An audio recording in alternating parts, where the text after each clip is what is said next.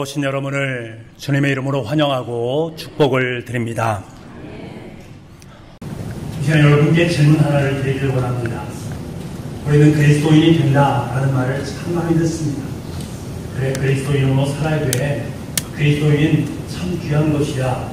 그리스도인이 된다. 이것이 여러분에게 주는 특별한 의미는 과연 무엇입니까? 여러분, 그리스도인이 된다는 의미를 어떻게 해석하고 계십니까? 죽으면 천국에 간다라는 안도감일까요? 아니면 하늘의 축복을 받게 되는 특권일까? 이것도 아니면 교회 공동체 속에서 한 구성원으로 신앙생활을 해나가는 것일까? 물론 이런 것들은 나름대로 의미를 갖습니다. 하지만 이것보다 더 중요한 핵심이 있습니다. 그것이 바로 하나님은 나의 주인이 되십니다. 하나님은 우리의 인생의 주인이 되십니다. 라는 것입니다. 구약 성경에서 하나님은 다양한 이름으로 불립니다. 하지만 유대인들은 하나님의 거룩한 이름을 부를 때 단 하나의 이름으로 부릅니다. 아도나이. 이 아도나이라는 뜻 자체는 나의 주인님이라는 뜻을 갖습니다. 신약시대의 성도들은 예배 시간뿐만 아니라 일상생활 속에서 예수님을 부를 때에 퀴리오스라고 부릅니다. 이 또한 헬라어로 보게 되면 주인님이라는 뜻을 갖습니다. 다시 말해서 그리스도인이 된다라는 것은 하나님을 인생의 주인님으로 모시고 살아간다라는 것을 의미하는 것이지요. 하나님은 나의 주인이십니다. 하나님은 우리의 주인님이 되십니다. 이것이 바로 하나님을 믿고 의지하는 그리스도인의 삶의 태도요, 그리스도인이 된다라는 의미다라는 사실입니다. 이 사실을 여러분 마음속에 꼭 각인할 수 있기를 간절히 소망합니다. 오늘 우리는 하나님을 자신의 주인으로 모시며 한평생의 삶을 살았던 모세를 만나게 됩니다. 그는 이스라엘 최고의 지도자이며 영웅이었습니다. 하지만 그가 처음부터 위대한 지도자이요 영웅이었는가? 그렇지는 않습니다. 처음에는 정말 보잘것없는 평범한 사람이었습니다. 그러나 그가 하나님을 알아가면서 삶이 점점 바뀝니다. 인식이 바뀝니다. 삶의 가치관이 바뀝니다. 인생이 바뀝니다. 고백이 변하기 시작합니다. 하나님은 나의 주인이십니다. 그의 마지막 인생의 귀결이 바로 이것입니다. 오늘 우리는 말씀을 통해서 우리의 삶 속의 고백이 하나님은 나의 주인이 되십니다. 이 고백이 모세의 고백으로 끝나는 것이 아니라 바로 저와 여러분의 아름다운 삶의 고백이 될 수 있기를 원합니다. 먼저 함께 은혜를 나누기를 원하는 것은 모세의 부르심에 대한 부분입니다. 모세는 이집트 왕궁에서 자라났습니다. 이때의 모세의 모습은 자기의 힘만을 의지하는 때였습니다. 자신의 힘으로 모든 것이 가능하다라고 여겼던 시대였지요. 자기의 힘으로 자기 백성의 지도자가 되려고 애를 썼던 시간입니다. 자신의 힘으로 히브리 백성을 괴롭히던 애굽 사람을 쳐 죽였고 자신의 힘으로 자신의 백성들로부터 칭송을 받기를 원했던 시간이었습니다.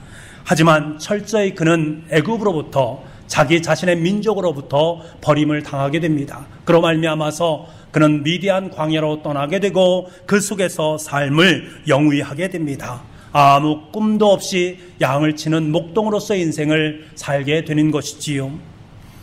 그런데 여러분, 이때가 바로 하나님의 부르심의 때였습니다. 그가 하나님으로부터 부름받은 때는 모세의 나이가 80세, 한 사람의 인생으로서 이제 남은 날을 정리할 시간이 되었습니다. 그런데 인생의 황혼역에 처한 노인에게 하나님께서는 새로운 미션을 그의 삶 가운데 허락해 주셨습니다. 여러분, 인간의 생각으로는 이제 모든 것이 허망해졌다, 아무런 가치가 없다라고 생각되어질 때 주님께서는 그 가운데 임하셔서 우리 가운데 소명을 주십니다. 내가 죽을 그때 나는 아무것도 내 힘으로 할 수 없다라고 여기는 그 시간, 하나님의 사역의 시작되는 시점이다라는 거예요.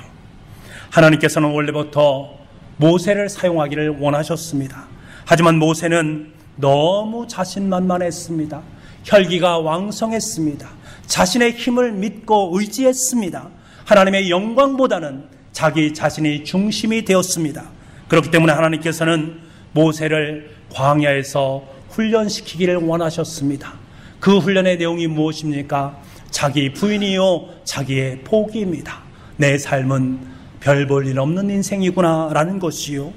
모세는 미디안 광야에서 목동 생활을 하면서 포기의 삶을 배워가기 시작합니다. 자신은 아무것도 아닌 존재다라는 강한 인식을 확신하게 되는 것이지요.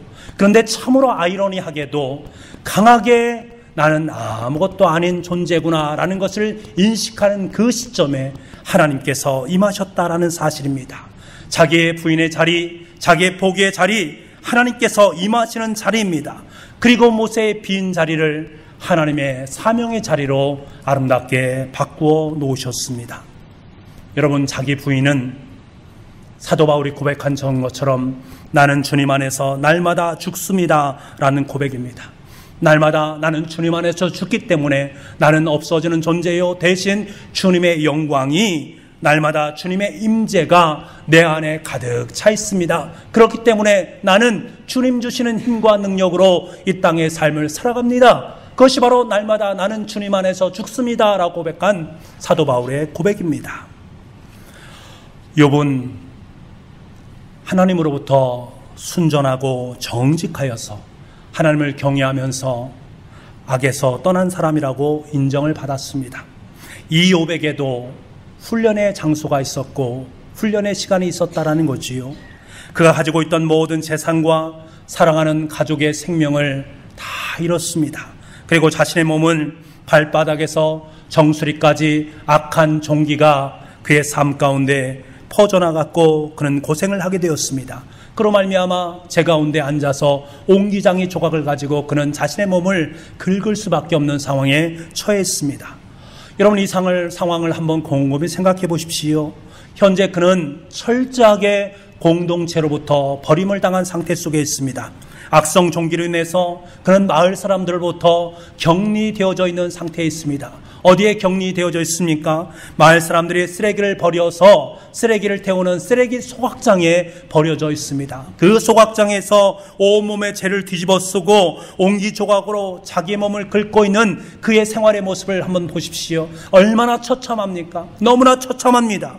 그는 육체적으로 최고의 고통 가운데 있었고 사회적으로는 철저하게 고립되어 있으며 심리적으로는 철저하게 고독감 속에 놓여있는 그의 모습을 우리는 보게 됩니다. 이런 참담한 상황 속에서도 그는 하나님 앞에 고백하고 있습니다. 욥기서 23장 10절 말씀에 보니 내가 가는 길을 그가 아시나니 그가 나를 단련하신 후에는 내가 순금같이 되어 나오리라. 여러분 보십시오. 욥은 현재 자신이 밟고 있는 쓰레기 소각장이 하나님을 체험하는 광야의 자리다라는 것을 고백하고 있는 거예요. 그 광야의 자리 속에 섰을 때에 내 자신은 별것이 아니구나. 나는 내 자신의 힘과 능력으로 이 땅의 삶을 살아가는 존재가 아니구나 라는 것을 인식하게 되고 경험하게 됩니다. 그러자 그의 삶 속에 엄청난 은혜가 다가오지요. 그 은혜가 무엇입니까? 내가 그동안 귀로만 주님의 말씀, 하나님을 보았는데 이제 주님을 내 눈으로 봅니다 라는 고백을 올려드리고 있습니다. 사랑하는 성도 여러분, 우리에게도 이 광야가 필요합니다. 하나님 우리 모두에게 광야를 허락하십니다. 이 광야가 바로 부르심의 자리입니다. 이미 저와 여러분은 하나님 앞에 부름받은 주님의 사람들입니다. 다시 말하면 하나님으로부터 부름받은 광야에 섰었던 적이 있던 사람들입니다. 이 자리를 생각해 보십시오. 나의 나이가 많고 적음이 아닙니다. 물질적인 가치의 자리가 아닙니다. 사회적 지위 고하의 자리가 아닙니다. 주님의 자녀들에게 주시는 은혜의 자리가 바로 광야의 자리요 부르심의 자리였습니다. 이 자리가 때로는 우리의 삶의 현장이 될 수도 있습니다. 그렇기 때문에 우리는 매일의 삶을 통해서 주님께서 우리를 부르시는 사명을 들을 수 있어야 됩니다. 매일매일 내 삶 속에 말씀하시는 주님의 사명, 그 사명을 들을 수 있는 영적인 은혜가 우리 가운데 넘쳐날 수 있어야 됩니다. 이를 위해서 우리는 준비해야 됩니다. 이 준비가 무엇입니까? 두말할 필요 없이 하나님의 말씀 앞에 깊이 있게 들어가서 묵상하면서 기도하는 시간을 갖는 것입니다. 여러분의 매일의 삶이 광야에서의 훈련의 자리라는 것으로 인식하면서 주님의 말씀을 깊이 묵상해야 됩니다. 그리고 그 말씀을 붙잡고 기도의 자리로 나아갈 수 있어야 됩니다. 그때에서야 비로소 우리의 삶 속에 들려오기 시작합니다. 나를 통해서 역사하실 하나님의 사명이 들려오기 시작합니다. 그때 비로소 우리는 주님의 사명자로 아름답게 설 수 있는 것입니다.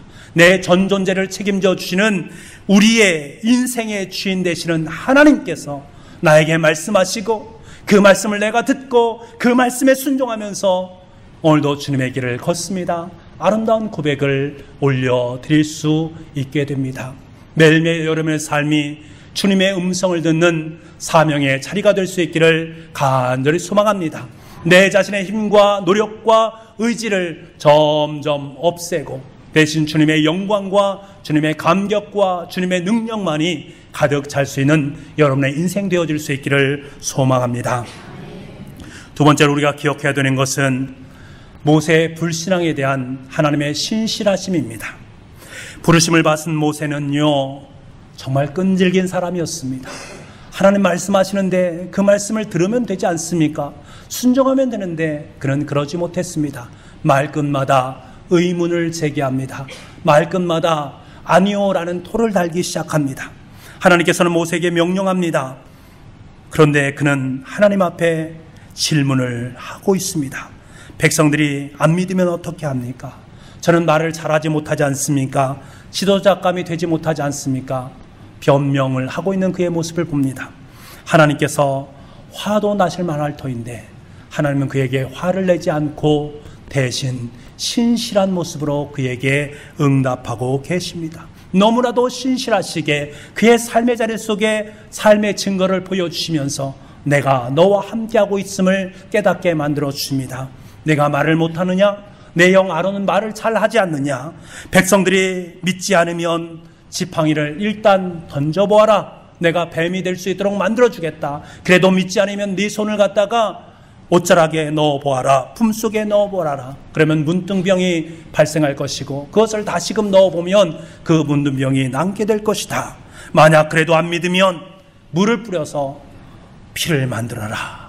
이런 모세는 걱정도 많고 겁도 많고 의문점도 많았던 사람입니다. 그런데 이스라엘 백성들의 모습은 어떠합니까?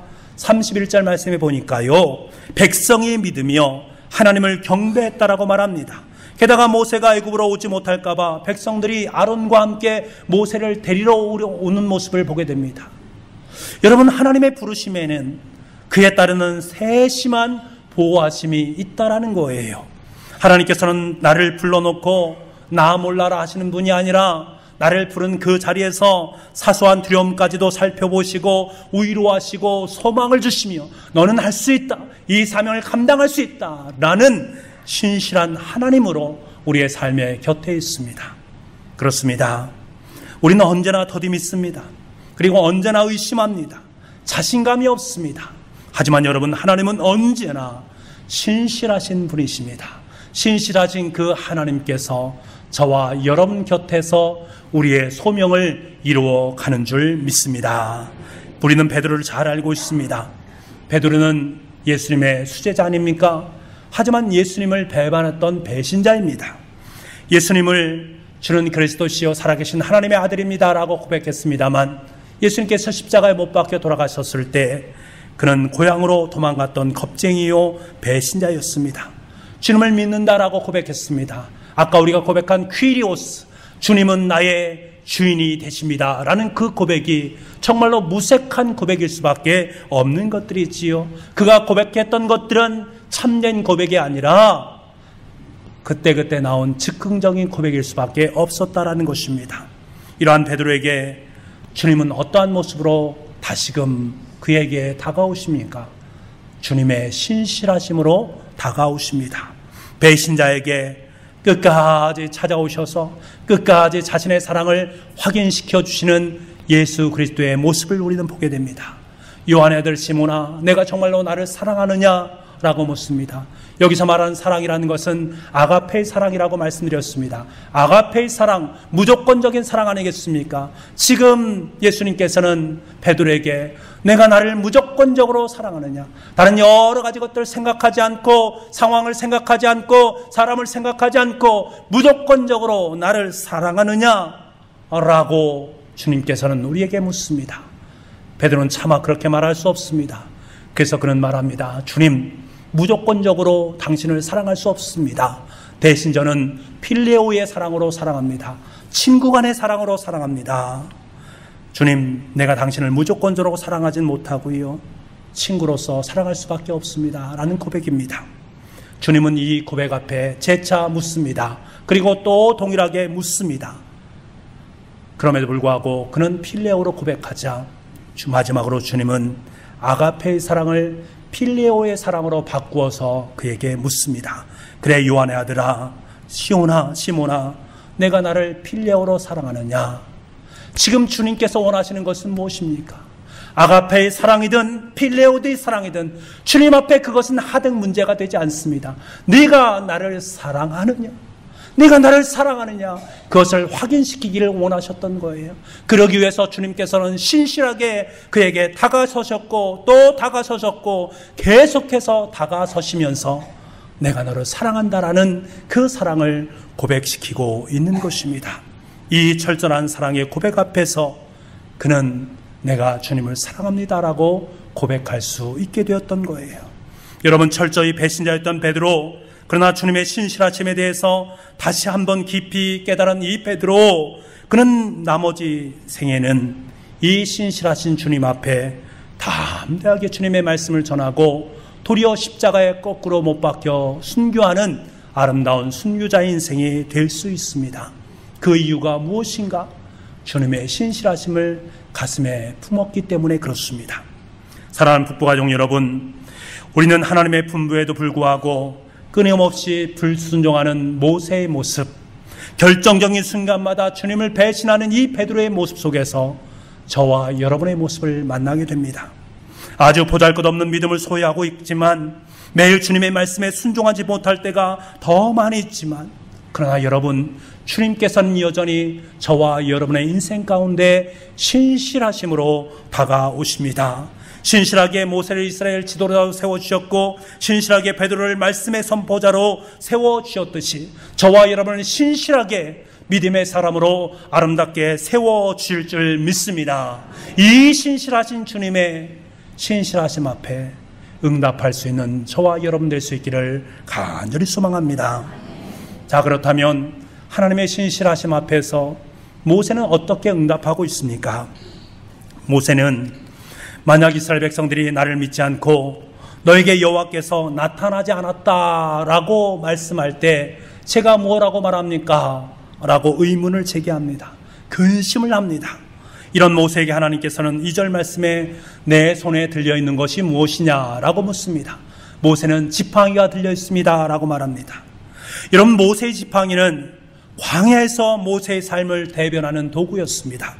지금 모세가 가지고 있는 것은 지팡이 하나밖에 없습니다. 이 지팡이는 모세의 분신이기도 합니다. 광야의 목동 생활을 하면서 이리를 쫓아내는데 유용하게 사용한 도구입니다. 나이든 모세의 험난한 광야길을 제대로 걸을 수 있도록 버팀목이 되어주는 도구가 바로 이 지팡이였습니다. 그런데 하나님께서는 그 지팡이를 땅에 던지라라고 말씀하고 있습니다. 그 지팡이를 땅에 던지라. 여러분, 생각해 보십시오. 지금 모세가 들고 있는 지팡이 엄청나게 대단한 것입니까? 별로 대단한 것이 아닙니다. 그냥 일상 속에서 가지고 다니는 도구에 불과했습니다. 지금 이 지팡이가 없으면 다른 지팡이를 만들어서 그 지팡이를 들고 나아가면 됩니다. 우리가 생각하기에 모세를 향한 이 하나님의 명령은 별것 아닌 것처럼 여겨집니다. 그렇습니다. 별것 아닙니다. 그 네가 가지고 있는 지팡이 땅에다 던져라 라고 말하는 것 참으로 작은 것처럼 보입니다만 주님은 작은 것, 하찮은 것을 던지라 라고 명령하십니다. 여러분 손에 쥐인 것을 보세요. 모세의 지팡이처럼 별것 아닌 것일 수도 있습니다. 하지만 모세가 습관적으로 지금까지 가지고 다녔던 지팡이였기 때문에 모세에게는 소중한 것처럼 여겨집니다. 그런데 하나님께서는 이것을 버리라고 말씀하십니다. 여러분 생각해 보세요. 하나님께서 여러분에게 버리라고 말씀하시는 것, 대단한 것 버리라고 말씀하십니까? 여러분에게 엄청난 것을 버리라고 말씀하십니까? 여러분의 삶 가운데 정말 이것은 내 삶 가운데 엄청나게 중요한 것이라 여기는 그것을 버리라고 말씀하신 적은 없습니다. 하나님께서는 너의 가장 귀한 보물을 땅에 버리라고 말씀하지 않습니다. 여러분의 가족 중에 있는 다이아몬드 반지를 다 빼어서 땅에 던져라 이렇게 말씀하지 않습니다. 여러분의 아파트에 있는 제일 꼭대기층에 있는 그 안테나를 갖다가 밑으로 떼어서 그것을 버리라 이렇게 말씀하지 않습니다. 내가 가지고 있는 가장 쉬운 것, 그러나 놓지 못하는 것, 이것을 하나님께서는 버리라라고 말씀하십니다.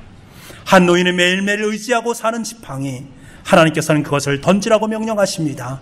가장 쉬운 것처럼 보이는 명령이지만 가장 어려운 명령입니다. 그렇다면 여러분에게 있어서 던질 것은 무엇입니까? 여러분 매일 의지하면서 던져야 될 그것은 무엇입니까? 여러분이 가지고 있으면서 이것만은 안 됩니다. 나는 가장 소중한 것처럼 여기는 지팡이였는데 하나님 보시기에는 별것 아닌 지팡이를 붙잡고 있기 때문에 그것을 버리라고 말씀하신 그것이 여러분의 인생 속에 과연 무엇입니까? 가장 쉬운 것입니다. 그런데 주님께서는 그것을 버리라고 말씀하십니다. 던져진 지팡이는 뱀으로 변합니다. 진짜 뱀입니다. 모세는 이 뱀을 보면서 놀래서 피하게 되지요. 뱀이기 때문에 놀란 것이 아니라 자기가 매일 가지고 다니던 평범한 지팡이가 무시무시한 뱀으로 변한 것 때문에 그는 놀란 거예요. 여러분, 하나님의 능력이 함께 하시면 못할 것이 없습니다.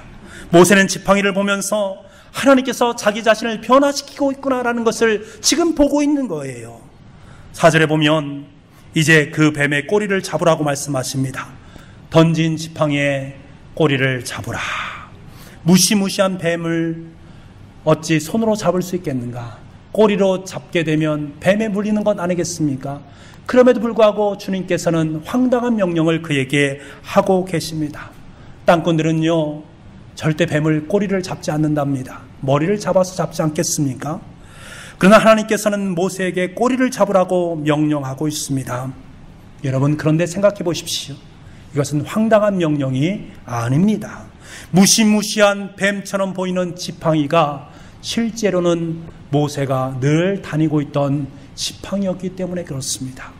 지금까지 보았던 것인데 그것이 놀라운 뱀으로 변한 것, 그런데 영적인 눈으로 보게 되면 그 지팡이는 모세의 지팡이예요. 모세가 들고 있는 지팡이예요. 그렇기 때문에 그는 꼬리를 덥석 잡을 수 있었습니다. 왜 그럴까? 믿음의 눈으로 그것을 바라보자 그것은 엄청난 뱀의 모습이 아니라 그냥 자신이 가지고 있는 지팡이였다라는 거예요. 여러분, 이것은 무엇을 말합니까? 내가 그것을 잡으면 죽는다라는 것을 알고 있지만 하나님께 주신 은혜로 하나님의 능력으로 그것을 바라보자 그것은 더 이상 엄청난 뱀의 모습이 아니라 하나님의 능력의 산물로 보이더라는 거예요. 비로소 모세는 하나님의 능력을 의지하게 되고 평범한 노인의 지팡이를 다시금 획득하는 은혜를 경험하게 되는 것입니다. 여기에서 우리가 중요하게 여기는 단어가 두 가지 있습니다. 하나는 던지고 하나는 잡으라라는 말씀입니다. 던지고 잡는 것 별것 아닙니다. 하지만 이것이 우리 인생 속에 엄청난 헌신의 삶을 요구한다라는 사실입니다. 우리가 구체적으로 헌신하는 삶은 무엇일까? 성경 속에서 우리에게 말합니다. 가장 작은 일에 충성하라. 모세가 지팡이를 던지고 잡는 일, 정말 작은 일에 불과했습니다. 하지만 이 작은 일에 충성했을 때 저 엄청난 거함 파라오는 침몰되었다라는 사실이에요. 모세가 지팡이를 가지고 홍해를 가르키라라고 말씀하신 그 별것 아닌 하나님의 작은 명령 앞에 충성으로 순종했을 때 이 작은 일로 말미암아서 홍해가 갈라지는 엄청난 역사를 경험하게 되었습니다. 여러분, 가장 작은 일에 충성하는 사람은 때로는 다른 사람들로부터 인정을 받지 않을 수도 있습니다. 갈채가 없을 수도 있습니다. 이런 일은 누구나 다 할 수 있는 일이기 때문에 그렇습니다. 누구나가 다 할 수 없는, 보이는 것이나 보이지 않는, 그래서 빛도 없고 이름도 없고 가치도 없는 것처럼 보이는 그것이 우리의 삶 속에 있기 때문에 우리에게 그것을 내가 꼭 해야 된다, 그런 마음을 품지 않을 수도 있습니다. 하지만 가장 작은 일에 충성하는 사람은 사람에게 관점이 있지 않습니다. 하나님께 관점이 있어요. 그 속에 담겨져 있는 하나님의 능력을 보고 하나님의 힘주심을 볼 수 있는 은혜가 있다는 말입니다. 그래서 그 일을 기쁨으로 감당할 수 있는 것입니다. 왜 성경에서 작은 일에 충성하라, 작은 일에 충성하라 라고 말씀하실까요? 다른 이유가 아닙니다. 그 속에서 비로소 너는 하나님의 능력을 볼 것이고 하나님의 은혜를 체험하게 될 것이고 하나님께서 내 삶 속에 역사하시는 것을 경험하게 될 것이다. 그 일을 행했을 때 주님께서는 잘하였다, 착하고 충성된 종아, 그렇게 우리를 불러주십니다. 여러분, 가장 작은 일에 충성을 다하는 것, 이것이 바로 하나님의 임재의 시작이요 하나님의 역사의 기초가 되어진다라는 사실을 꼭 기억할 수 있기를 원합니다. 아주 작은 일이기 때문에 내가 볼 수 없는 것처럼 여겨지지만 우리의 일상을 통해서 아주 작은 일들은 너무나도 많이 있습니다. 그 작은 일을 볼 수 있는 은혜가 우리 가운데 있어야 됩니다. 그 작은 일 가운데 역사하시는 하나님의 능력을 볼 수 있는 영적인 눈이 저와 여러분에게 활짝 열려질 수 있기를 간절히 소망합니다. 다윗은 아버지 이새로부터 전쟁터에 있는 형님들에게 도시락을 갖다 주라 라는 부탁을 받았습니다. 여러분, 생각해 보십시오. 다윗은 막내 아니겠습니까? 사랑을 가장 많이 받았던 그런 막내 역할을 감당했던 사람 아니겠습니까? 내가 도시락을 갖다 주지 않아도 됩니다. 그의 위에는 3명의 형제들이 있기 때문에 그렇습니다. 그럼에도 불구하고 아버지의 말씀이기 때문에 그 말씀 앞에 다윗은 순종을 했습니다. 그런데 작은 것처럼 보이는 그 작은 일에 순종했을 때에 어떠한 일이 벌어졌습니까? 다윗이 골리앗을 만나게 됩니다. 이스라엘 욕하는 골리앗에게 물맷돌을 던지고 그를 죽이게 됩니다. 이로 인해서 이스라엘의 블레셋으로부터 승리를 거두게 됩니다. 마침내 다윗은 이스라엘의 위대한 지도자의 단초를 마련하는 아름다운 계기를 갖게 됩니다.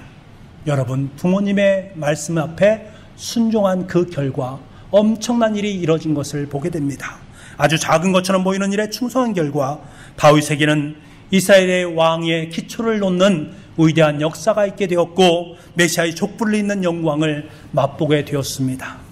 룻이란 여인, 이스라엘 민족의 짐승을 여겼던 이방 여인이었습니다. 모압 여인이었지요. 이 모압 지방에서는 시어머님을 모시는 것을 정말로 하찮게 여겼다고 합니다. 모셔도 되고 되지 않는 그러한 일이었습니다. 하지만 룻은 시어머니를 자신이 주신 하나님의 사명으로 생각했습니다. 시어머니 이 나오미를 모시는데 최선을 다했습니다. 그 결과 어떤 일이 일어났습니까? 하찮게 보이고 가장 작은 일처럼 보이는 그것에 순종한 룻은 다윗의 족보에 오르게 되었을 뿐만 아니라 예수님의 족보를 잇는 역사의 주인공이 되었습니다. 여러분, 작은 일에 충성하는 그들은 하나님께서 귀하게 사용하십니다. 작은 일에 충성하는 것은 아무나 하는 것이 아닙니다. 일엔 대가도 없고 박수갈채도 없습니다. 그저 이름도 빛도 없는 대가 없는 헌신입니다. 그렇기 때문에 작은 일에 충성하는 것은 결코 쉽지 않은 것입니다. 이 속에 하나님의 보물이 담겨져 있다는 사실을 아는 사람만이 이 작은 일에 충성할 수 있습니다. 저와 여러분이 바로 그러한 하나님의 보물을 캐낼 수 있는 여러분들 될 수 있기를 원합니다. 사랑하는 북부가족 여러분, 모세는 지팡이를 들고 당대 세계 최고의 열강이던 이집트의 파라오와의 대결을 했습니다. 그리고 마침내 승리를 거두었습니다. 그 지팡이를 들고 홍해를 갈랐습니다. 지팡이를 가지고 가나안 땅으로 이스라엘 백성들을 인도했습니다. 이러한 힘이 겁쟁이 모세에게 나타나게 되었습니다. 어떻게 이러한 일이 나타나는가? 지팡이 때문입니다. 차차는 것처럼 보이는, 아주 보잘것처럼 보이는 그 지팡이 하나 던지고 줍는 것을 통해서 하나님의 능력을 보았다라는 것입니다. 그 지팡이를 통해서 이것은 나의 지팡이가 아니라 하나님의 지팡이라는 사실을 깨달았던 것입니다. 이 지팡이가 인간의 지팡이가 아니라 하나님의 지팡이다라는 사실을 깨닫는 순간 모세는 지팡이 속에 역사하시는 하나님의 능력을 경험할 수 있게 되었고, 이후에 그 하나님의 임재 속에서 하나님을 감당하는 최고의 위대한 지도자로 설 수 있게 되었습니다. 사랑하는 북고가족 여러분, 제가 서두에 여러분께 질문을 드렸습니다. 그리스도인이 된다라는 것은 여러분에게 어떠한 의미입니까? 저는 답변을 드렸습니다. 하나님이 내 인생의 주인이 되십니다. 내 인생의 주인님은 바로 하나님이십니다 라고 고백하는 것이라고 말씀드렸습니다. 여러분, 지금 모세가 지팡이를 자신의 지팡이가 아니라 하나님의 지팡이로 인식한 것이 바로 인생의 주인이 바뀌었다라는 거예요. 지금까지 내 인생의 주인, 내 힘과 내 의지로 살아간 지팡이인데 이것은 별 볼 일 없다라는 것을 깨닫고 나니까 이것은 하나님의 지팡이다, 내가 하나님의 능력으로 살아가야 된다는 것을 인식하게 되는 새로운 전기가 되었다는 것입니다. 자신의 지팡이에서 하나님의 지팡이로 바뀌었다는 것은 의지할 대상이 바뀌었다는 거예요. 삶의 목표점이 바뀌었다는 거예요. 내 인생이 힘을 의지하는 것이 아니라 하나님을 의지하는 삶을 살겠다. 진정한 인생의 의미를 깨닫는 것입니다. 모세는 인생의 진정한 의미를 깨닫고 난 다음에 하나님의 역사를 삶을 통해서 증명하면서 살아가게 되었던 것입니다. 여러분, 여러분의 인생이 피곤하십니까? 지치십니까? 현재의 자리가 참 많이 힘들다, 너무 힘들고 어렵다, 고통스럽다라고 여기시는 분이 계십니까? 그 자리를 하나님께서 주시는 광야의 자리로 인식할 수 있기를 원합니다. 나를 훈련시키는 하나님의 사랑의 자리로 인식할 수 있기를 원합니다. 그리고 하나님의 음성을 들으십시오. 내 손에 있는 지팡이를 땅에 던지라. 그리고 지팡이를 잡으라. 던지고 잡는 그 어간이 바로 하나님의 능력이 임하는 자리다라는 것을 우리에게 일깨워 줄 것입니다. 던지고 잡는 것, 지극히 작은 일처럼 보이지만 어찌 보면 무척 힘들고 너무나도 힘이 든 것일 수도 있습니다. 그러나 우리는 하나님의 명령에 의지해서 던지고 잡을 수 있기를 원합니다. 사실은 지팡이를 던지고 잡는 것이 아니라 하나님의 능력을, 하나님의 은혜를, 하나님의 사랑을 내 삶 속에 잡는 것임을 꼭 기억할 수 있기를 원합니다. 그럴 때 우리의 입술의 고백 속에서는 고백이 나오게 되는 거예요. 우리의 삶을 통해서 증명할 수 있게 되는 거예요. 하나님은 나의 주인이 되십니다. 하나님은 우리 가정의 주인이 되십니다. 하나님은 우리 교회의 주인이 되십니다. 이 고백이 저와 여러분의 인생의 가장 아름다운 고백이 될 수 있기를 간절히 소망합니다. 기도하겠습니다. 하나님 아버지, 우리의 삶이 너무나 피곤하고 지칩니다. 때로는 고통스럽고 힘들기도 합니다. 그러나 오늘 말씀을 통해서 광야에서 훈련시키시는 하나님의 훈련의 모습을 상기하기를 원합니다. 하나님의 음성을 듣기를 원합니다. 내 손에 있는 지팡이를 던지라. 그리고 그 지팡이를 잡으라. 그 속에 담겨있는 하나님의 능력을 내 삶 속에 덧입으라 라고 말씀하십니다. 우리가 무슨 일을 하든지 무슨 상황 속에 놓여있든지 늘 우리의 삶 속에 있는 능력의 지팡이로 주님의 사역을 기쁨과 감사로 감당할 수 있는 우리 교우들의 인생 될 수 있도록 주님 역사하여 주시옵소서. 그래서 우리 입술을 통해서 우리의 삶을 통해서 선명하게 증명하기를 원합니다. 하나님은 나의 주인이십니다. 하나님은 나의 주인이십니다. 이 고백이 우리의 참된 고백이요 우리의 삶의 실상이 될 수 있도록 주님 역사하여 주옵소서. 모든 말씀을 예수님의 이름으로 기도하옵나이다. 아멘.